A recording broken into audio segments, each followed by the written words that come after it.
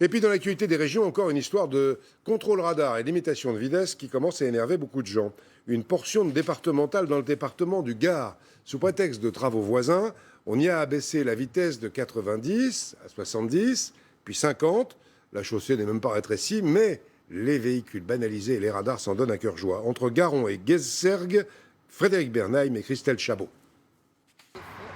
Tous se sont fait flasher à cet endroit. Une ligne droite descendante limitait le temps des travaux à 50 km/h. Le chantier est bien signalé avec un premier panneau qui limite la vitesse à 70 km/h. Vous avez un autre panneau de suite après qui est à 50 km/h. Et si vous pouvez le voir, regardez le véhicule descend à... Il ne peut pas se caler à 50. Regardez, c'est faire du fric sur le dos du citoyen, quoi. Moi, je vois que ça. Excusez-moi, mais je vois que ça. En un peu plus d'un mois, les forces de l'ordre ont procédé ici à au moins 4 contrôles de vitesse, dont un le week-end de Pâques.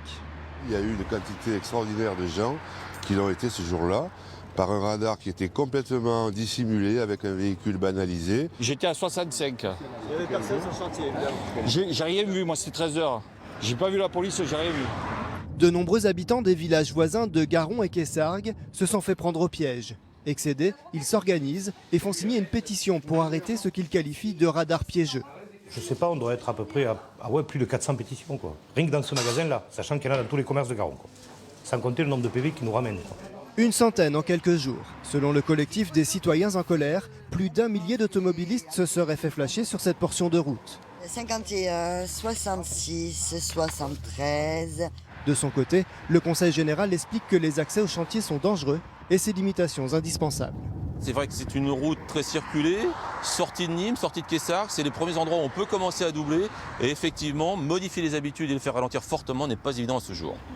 Le collectif espère obtenir l'annulation de ces PV, sous prétexte que la distance entre les panneaux est insuffisante, non réglementaire. Et on fait aussi des contrôles le week-end quand le chantier est fermé.